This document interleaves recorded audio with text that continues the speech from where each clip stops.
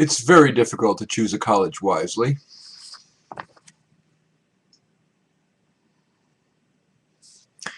And it's not surprising. We require tires to have sort of report card grades molded into their sidewalls, like that.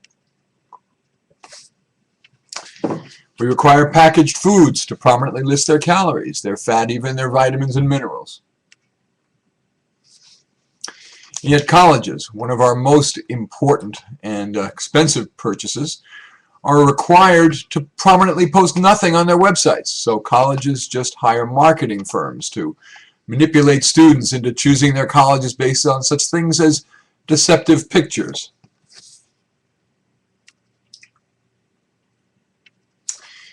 Even though maybe the weather during half the year is bone-chilling miserable. Or the crime rate's terrible. Here is a statistic from Tulane. Let's see if we can get you a good look at this. Yeah. As you see, in 1 year alone, 193 larcenies, 30 burglaries, and 3 rapes. And I think colleges are also unlikely to show you that there are rats in the dorms, as has long been, as I understand, the case at Georgetown.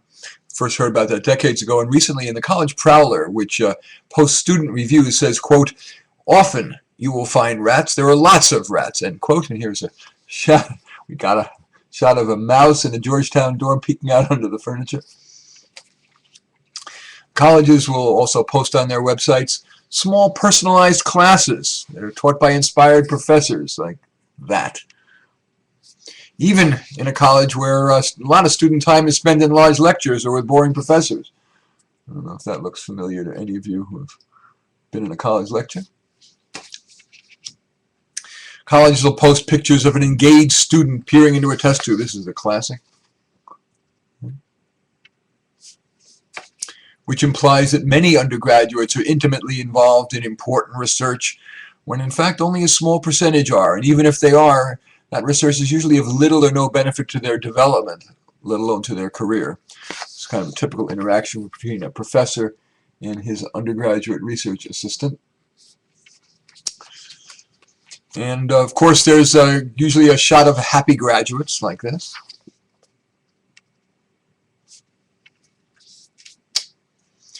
But most colleges will hide the fact that most students don't graduate even if they take 6 years. Most students. Let's take a good look at this chart.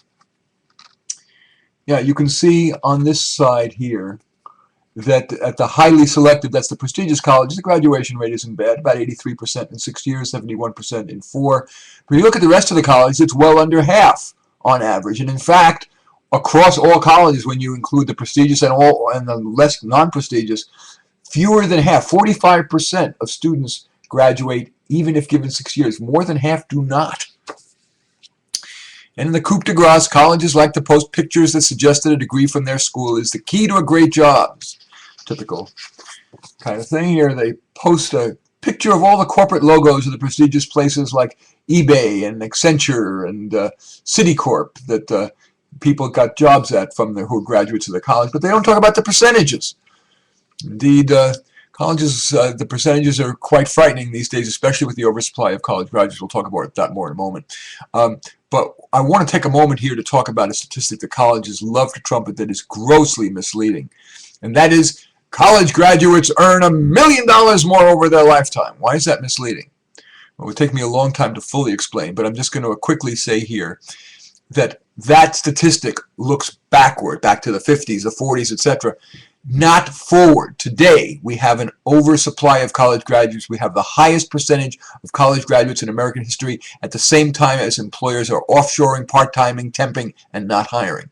The second reason that $1 million more over your lifetime statistic is invalid is because the pool of college graduates is very different in ability, very different in motivation, very different in connections from the pool of non-graduates. So you could have locked those graduates in a closet for 4 years and they would have earned more money. And indeed, those students would not be locked in a closet. They would be getting jobs. They would be learning on the job, even if it's at the bottom for starters. These are college-bound kids. They're bright and motivated. They'd be making connections, a lot of value for the time and money they would have spent in college. So please, don't fall for the deceptive statistics that colleges are using to market themselves, and frankly, that the media repeats. More basic. On most colleges' website, it's hard to find even the total cost of 4 years of college, assuming you did graduate in 4 years. This is USC's financial aid page. It took me a good few clicks to get, or at least a few clicks, to get to this. But even when I get there, I can't find the cost. I find phrases like this. Let's get this right here. It says, quote, 60% of students at USC receive some type of financial assistance. Boy, is that obfuscatory. Is that vague? How much assistance do they get? How much is cash? How much is loan? Based on your family's and income and assets, how much will you get? In cash aid, not loan. And not just in year one, where a college may give you a bigger discount to get you in the door, like the drug dealer who gives you the first dose of crack free or cheap to get you hooked and then jacks up the price. That's what colleges do. They will, not all, but many will give you a good deal the first year, get you hooked, and then they will take away the discount of its inflated sticker price in years 2, 3, 4, and especially 5 and 6. And indeed, graduates and dropouts alike are terribly weighted down in student debt. This came from the Wall Street Journal. Pretty good image of the situation. And that's at the same time, as I said, there is a glut of college graduates that has resulted in nearly half of them unemployed or doing jobs they could have done with a mere high school diploma. Let me show you this chart. As you can see, I'll get it up close. Almost half are working in jobs that don't require a college degree, or working in jobs that require that are not working at all. As you can see, the green is those who are working with a college in a job that does require a college degree. Reporting the full actual cost of that college degree is particularly important when there is report after report showing how little value students are actually getting from higher education. This came from New York Magazine, a particularly graphic, pardon the pun. It says, the notion that a college degree is essentially worthless has become one of this year's most fashionable ideas. This is from the Los Angeles Times. College, too easy for its own good. Colleges have abandoned responsibility for shaping students' academic development is the first line. In the New York Times, it says, your so-called education. That's an op-ed. And there's another op-ed from CNN. College is a waste of time, it says. Not just articles and websites, but books. These are all in the last year or two. This one from Knopf, maybe America's most prestigious publisher, Crisis on Campus. A little cheekier. The 5-Year Party. How colleges have given up on educating your child and what you can do about it. This one's a little more in your face. No Sucker Left Behind, Avoiding the Great College Ripoff. University Inc., the corporate corruption of higher education.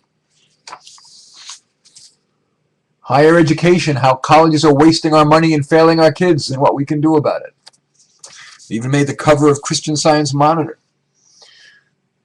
Can U.S. colleges compete? But most authoritative is this book out of the University of Chicago Press, Academically Adrift, Limited Learning on College Campuses. Why is it so authoritative? Because it is a nationwide survey that found that students grow frighteningly little, even if they graduate and defy the odds by graduating, that is. This is just so frightening to me. From the book, 45% of students, quote, did not demonstrate any significant improvement in learning, end quote, during the first 2 years of college. Even more scary is that in the entire time from freshman to senior year, 36% grew 0 or 1 point, certainly not significantly. And again, may I remind you how many even of the graduates are unemployed and countless more who are underemployed, nearly half. It is time for government to mandate that each college issue an externally audited report card on itself. And that report card should include just 7 items. I'm not trying to create undue burdens on the college. The full projected 4-year cost of attendance. Yes, subtracting cash financial aid, and it's got to be broken down by family income and assets, because how much aid you're going to get is going to depend on how much your family's income and assets are. College report card should include freshman to senior growth, the average freshman to senior growth in reading, critical thinking, quantitative reasoning, etc. That is, again, broken down by students' high school records. Students who had a worse high school records reasonably can be expected to learn less in college. College report card should include the 4 and 6 year graduation rates. Again, broken down by students' high school record. College report card should contain the results of a student satisfaction survey. It's the oldest rule in the book. You got to talk to the customer. Student satisfaction surveys tell you what the customers think of the college.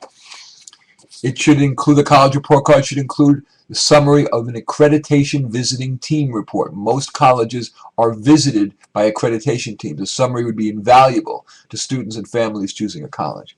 And finally, the college report card should include the percentage of the graduates of that college who are professionally employed within 1 year of graduation, and that should be broken down by major.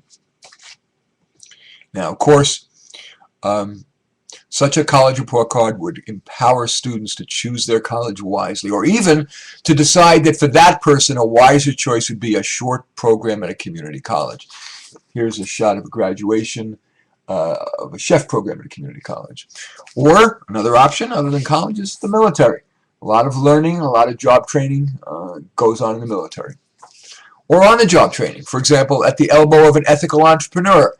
Or here we see a young aspiring electrician being mentored by a journeyman. Great options for some people other than college, especially when we see how little value added colleges are providing.